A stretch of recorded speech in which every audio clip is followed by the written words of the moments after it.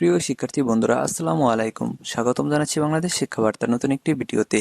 2024 সালের এইচএসসি পরীক্ষার্থীদের রেজাল্ট নিয়ে বিশাল একটি সুসংবাদের ইঙ্গিত দিয়েছে কিন্তু শিক্ষা বোর্ড। তো সুসংবাদটি কি সেটি কিন্তু তোমাদের আজকের এই ভিডিওতে উপস্থাপন করব।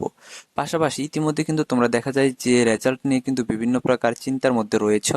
তো যেহেতু সুসংবাদটি তোমাদের ডিরেক্টলি দেয়নি, সেটা কিন্তু তোমাদের সুসংবাদের ইঙ্গিত আকারে কিন্তু প্রকাশ করেছে। তো সেটি তোমাদের বুঝিয়ে বলবো যে তারা কিভাবে ইঙ্গিত দিয়েছে। তো তোমরা যারা ভিডিওটি দেখতেছো প্রথম থেকে শেষ পর্যন্ত দেখতে থাকো, তাহলে কিন্তু তোমরা পুরোপুরি বুঝতে পারবা। আর এখনো যারা আমাদের চ্যানেলটি সাবস্ক্রাইব করো না, শিক্ষা সম্পর্কিত সকল তথ্য, পাশাপাশি তোমাদের এইচএসসি পরীক্ষার সকল আপডেট এবং তোমাদের পরীক্ষার পর অনার্স ভর্তি এবং ইউনিভার্সিটি ভর্তি পরীক্ষার সকল তথ্য আমাদের চ্যানেলে পেয়ে যাবা। কাজে শিক্ষা সম্পর্কিত সকল তথ্য সবার আগে পেতে আমাদের চ্যানেলটি সাবস্ক্রাইব করে পাশে থাকা বেল আইকনটি বাজিয়ে দাও। আর যারা অলরেডি সাবস্ক্রাইব করেছো তাদেরকে অসংখ্য ধন্যবাদ। আর তোমাদের কাছে রিকোয়েস্ট থাকবে, তোমাদের যারা ছোট ভাই রয়েছে, যেমন যারা সামনে এসএসসি পরীক্ষার্থী, তারপর তোমাদের এইচএসসি পরীক্ষার্থী, তাদের তোমরা অবশ্যই বলে দিবা যে আমাদের চ্যানেলটি যারা তাদের সাবস্ক্রাইব করে রাখে, কারণ তারাও কিন্তু তোমাদের মতো সুযোগ সুবিধা বা তোমাদের মতো সকল আপডেট তথ্যগুলো কিন্তু তারাও কিন্তু সবার আগে আমাদের চ্যানেল থেকে পেয়ে যাবে। কারণ সবারই কিন্তু এই তথ্যগুলো প্রয়োজন আছে। অনেকেই দেখা যায় যে এটা নিয়ে কিন্তু চিন্তার মধ্যে থাকে, ইউটিউবে সার্চ করছে, গুগলে সার্চ করে ইত্যাদি। তো আমাদের সাথে যুক্ত থাকলে দেখা যাবে যে তারা কিন্তু সব সময় কিন্তু আপডেট তথ্যগুলা, সঠিক নিউজগুলো কিন্তু আগে থেকেই পেয়ে যাবে। তো তোমাদের কাছে এটা কিন্তু আমার একটা রিকোয়েস্ট যে তোমরা তাদেরকে অবশ্যই কিন্তু এটা বলে দিবা যাতে আমাদের চ্যানেলটি তারা সাবস্ক্রাইব করে রাখে। আরেকটা বিষয় হচ্ছে যে বর্তমানে বন্যা কবলিত এলাকায় কিন্তু দেখতে পাচ্ছ সারা বাংলাদেশ কিন্তু ত্রাণ দিয়ে, অর্থ দিয়ে, টাকা দিয়ে কিন্তু সহায়তা করতেছে, কেউ শ্রম দিয়ে সহযোগিতা করতেছে। তোমাদের কাছে আহ্বান থাকলো, তোমরা যে যে অবস্থায় থাকো না কেন, যতটুকু পারো তোমাদের সাধ্যমতো তোমরা সহযোগিতায় এগিয়ে আসো। সো আসো আমরা মূল ভিডিওতে চলে আসি এখন। তো দেখতে পাচ্ছ এখানে কিন্তু দৈনিক কণ্ঠ পত্রিকায় কিন্তু উল্লেখ করেছে যে তোমাদের অধ্যাপক আবুল বাশার, প্রফেসর আবুল বাশার, তিনি কিন্তু ঢাকা শিক্ষা বোর্ডের পরীক্ষা নিয়ন্ত্রক, কিন্তু তিনি কিন্তু বলেছেন যে কোনো পরীক্ষার্থী যদি এসএসসিতে নম্বর খারাপ থাকে, অর্থাৎ যেহেতু তোমাদের পরীক্ষার রেজাল্টটা কিন্তু দেওয়া হবে সাবজেক্ট ম্যাপিং এর মাধ্যমে, সেহেতু কিন্তু প্রথমে তোমাদের এসএসসি রেজাল্টটাকে বিবেচনা করা হবে। সেহেতু প্রথম এসএসসির কথাই তারা বলেছে যে যদি পরীক্ষার্থীর কোনো পরীক্ষার্থীর যদি এসএসসিতে নম্বর খারাপ থাকে, তবে কিভাবে সাবজেক্ট ম্যাপিং হবে এই বিষয়ে তিনি জানান। এসএসসিতে খারাপ থাকলে জিএইচএর ফল বিবেচনা করা হবে। জিএইচতে খারাপ থাকলে যে 7 বিষয় পরীক্ষা দিয়েছে সেগুলোই কেমন ফল করেছে সেটিকে গুরুত্ব দেওয়া হবে। সর্বোপরি কথা হলো, যেখানে শিক্ষার্থীদের সর্বোচ্চ বেনিফিট দেওয়া যায় আমরা সেটিই দেব। তাহলে এখন এখানে বিষয় হচ্ছে তোমরা যারা 2024-এ যারা পরীক্ষা দিয়েছ, অর্থাৎ তোমাদের যে পরীক্ষাগুলো হয়েছে সেখানে কিন্তু দেখা গেছে যে তোমাদের কয়েকটা পরীক্ষা হয়েছে, সেখানে ইংরেজি আছে, আইসিটি আছে, যেটা নিয়ে তোমরা ভীষণ টেনশনে রয়েছে। সায়েন্সের রয়েছে তোমাদের পদার্থ বিজ্ঞান, তারপরে যুক্তিবিদ্যা রয়েছে এবং কমার্সদের রয়েছে তোমাদের অ্যাকাউন্টিং বা হিসাব বিজ্ঞান। এখন বিষয় হচ্ছে যে এই পরীক্ষাগুলো কিন্তু তোমাদের অনেকের খারাপ হয়েছে, তো তোমরা টেনশন রয়েছে যে পরীক্ষাগুলোতে ফেল করতে পারো। এমসিকিউ কিন্তু অনেকের খারাপ হয়েছে, আমরা তথ্য পেয়েছি বা তোমরা কমেন্ট করে আমাদের জানিয়েছো। এখন এই পরীক্ষাগুলো যদি তোমাদের খারাপ হয়ে থাকে তাহলে তোমরা এটা নিয়ে একটা টেনশনে পড়ে আছো, কারণ এক এক সময় এক এক নিউজ প্রকাশ পাচ্ছে। তো তোমাদের আসলেই এই পরীক্ষাগুলোর যে খারাপ রেজাল্ট করা, যদি তোমরা ফেল করো তাহলে তোমাদের পাশ করে দেওয়া হবে কিনা এই বিষয়ে কিন্তু অনেকের প্রশ্ন রয়েছে। তো আমরা কিন্তু এটা নিয়ে শিওর বলতে পারছি না, যেহেতু তারা এটা একটা ইঙ্গিত দিয়েছে, তবে এটা তোমাদের জন্য সুখবরও বটে। কারণ তারা যদি এটা পালন করে, বাস্তবায়ন করে, তাহলে দেখা যাবে তোমরা কিন্তু যারা টেনশনে রয়েছো যে তোমরা এই কয়েকটা সাবজেক্টে, অর্থাৎ বিশেষ করে আইসিটি ইংরেজিতে তোমরা ফেল করবা, তাদের কিন্তু দেখা যাবে যে আর ফেল আসবে না, তাদের কিন্তু অবশ্যই কিন্তু পাস চলে আসবে এবং ভালো একটা নাম্বার চলে আসবে। আর এটি কিভাবে আসবে সেটি তোমাদের বুঝিয়ে বলছি। তো দেখতে পাচ্ছ যে এখানে কিন্তু তারা বলেছে যে প্রথমে কিন্তু বলেছে যে এসএসসি থেকে দেখা হবে, তারপরে বলেছে তারা জেএসসির ফল বিবেচনা করা হবে যদি এসএসসি তে খারাপ থাকে।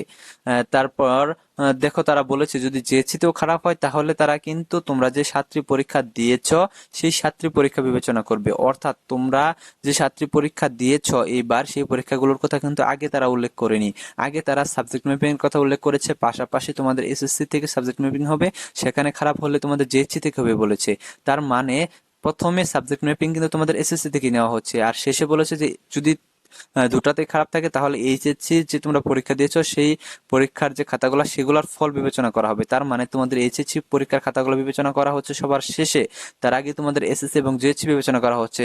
তার মানে এখান থেকে এটা বোঝা যায় যে তোমাদের কিন্তু পুরো সাবজেক্ট, অত অল সাবজেক্ট কিন্তু তোমাদের সাবজেক্ট ম্যাপিং হতে পারে বা হওয়ার সম্ভাবনা রয়েছে, কারণ এখানে এটাই বলেছে তারা।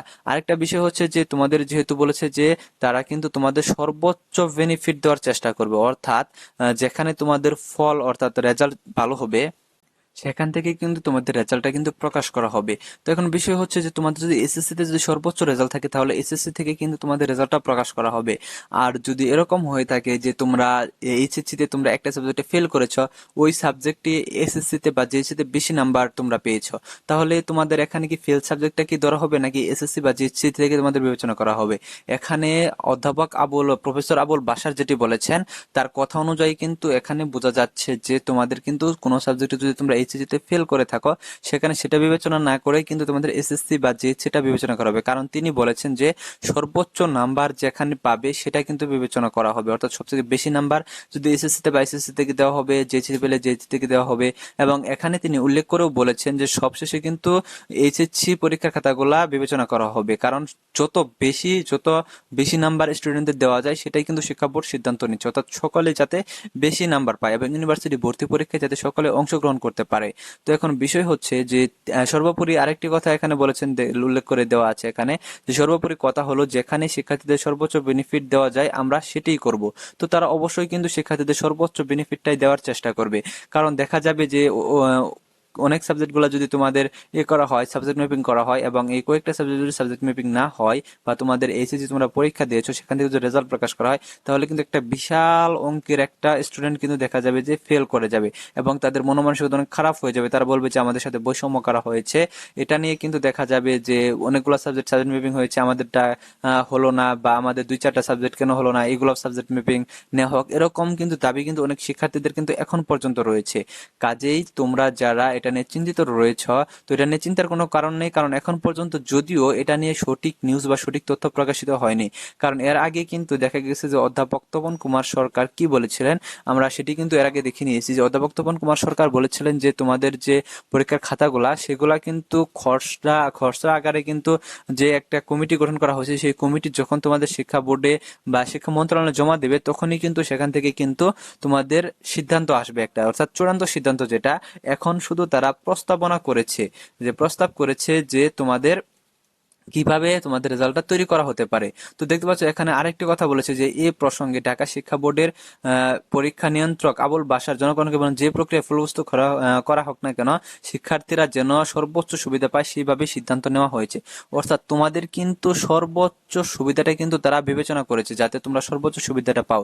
তো সর্বোচ্চ সুবিধাটা তোমাদের কিরূপ? সর্বোচ্চ সুবিধা হচ্ছে যে তোমরা সকলে যাতে পাশ করো, এটাই কিন্তু সর্বোচ্চ হতে পারে তোমাদের জন্য। তো আরেকটি কথা দেখো এখানে যে আন্তঃশিক্ষা বোর্ড সমন্বয় কমিটির সভাপতি ও ঢাকা শিক্ষা বোর্ডের অধ্যাপক তপন কুমার সরকার জনকণ্ঠকে জানান যে পরীক্ষাগুলো হয়েছে সেগুলো নম্বর এবং যে পরীক্ষাগুলো হয়নি সেগুলো সাবজেক্ট ম্যাপিং বা অন্য কোনো উপায়ে ফল প্রকাশ করা যায় সে বিষয়ে খসড়া প্রস্তাবনা পাঠাতে বোর্ডগুলো পরীক্ষা নিয়ন্ত্রক ও সিস্টেম অ্যানালিস্টদের বলা হয়েছে। তাদের কাছ থেকে খসড়া প্রস্তাবনা পেলে আমরা তা যাচাই বাছাই করে মন্ত্রণালয়ে পাঠাবো, মন্ত্রণালয়ের কাছ থেকে চূড়ান্ত অনুমোদন পাওয়ার পর ফল প্রকাশ করা হবে। অর্থাৎ এখানে কিন্তু তিনি শুধু একটা কথা বলেন নাই যে তোমাদের যেসব পরীক্ষা হয়েছে সেগুলা মূল্যায়ন করবে এবং তোমাদের বাকি পরীক্ষাগুলো সাবজেক্ট ম্যাপিং করবে, এটা কিন্তু বলেছে। পাশাপাশি কিন্তু বলেছে বা অন্য কোনো উপায়ে ফল প্রকাশ করা যায় এটা কিন্তু উল্লেখ করেছেন। অর্থাৎ শুধু এই উপায়ে যে তোমাদের ফল প্রকাশ করা হবে এটা না, অন্য কোনো উপায়েও কিন্তু তোমাদের ফল প্রকাশ করা যেতে পারে। সেটা হচ্ছে মানে কয়েকটা সিদ্ধান্ত যেহেতু এসেছে এখানে, তোমাদের একটা সিদ্ধান্ত নিয়ে আলোচনা হচ্ছে বেশি বেশি। তো আমি আজকে তোমাদের আরেকটি সিদ্ধান্ত তোমাদের দেখিয়ে দিলাম যে অধ্যাপক প্রফেসর আবুল বাশার বলেছেন যে তোমাদের যাতে সর্বোচ্চ সুবিধাটা পায় এবং তোমাদের রেজাল্টটা যাতে এসএসসি জিএসসি এসএসসি যেখানে বেশি সেখান থেকে যাতে নেওয়া যায় সেটা কিন্তু তিনি বলেছেন। তো কাজেই তোমাদের এখন কোন সিদ্ধান্তটা আসতেছে সেটা কিন্তু এখনো বলা যাচ্ছে না। তো অধ্যাপক আবুল বাশার এটা বলেছেন এবং প্রফেসর তপন কুমার সরকার কিন্তু দুইটাই বলেছেন। কাজে এখান থেকে বোঝা যাচ্ছে যে তোমাদের অধ্যাপক আবুল বাশারের কথাটা কিন্তু বেশি এগিয়ে আছে। কাজে তোমাদের দুশ্চিন্তার কোনো কারণ নেই। তোমাদের কিন্তু দেখা যাবে যে এটা কিন্তু বিশাল একটি সুখবর। তোমাদের এটা ইঙ্গিত দিয়েছে যে তোমাদের সকল স্টুডেন্টরা কিন্তু তোমাদের পাস করবে, এটা কিন্তু ইঙ্গিত দিয়েছে প্রফেসর আবুল বাশার। কারণ তিনি বলেছেন যে শিক্ষার্থীরা সর্বোচ্চ সুবিধা পাবে এবং যে পরীক্ষায় নাম্বার বেশি পেয়েছে সেই পরীক্ষায় কিন্তু সাবজেক্ট ম্যাপিং আসবে। তো কাজেই তোমরা পরবর্তী নতুন আপডেট পেতে অবশ্যই আমাদের চ্যানেলটি সাবস্ক্রাইব করে রাখো এখনো যারা সাবস্ক্রাইব করো নাই, কারণ নতুন আপডেট আসলে সেটি কিন্তু তোমরা সাথে সাথে নোটিফিকেশনে পেয়ে যাবে যদি তোমরা আমাদের চ্যানেলটি সাবস্ক্রাইব করে রাখো। ধন্যবাদ সকলকে।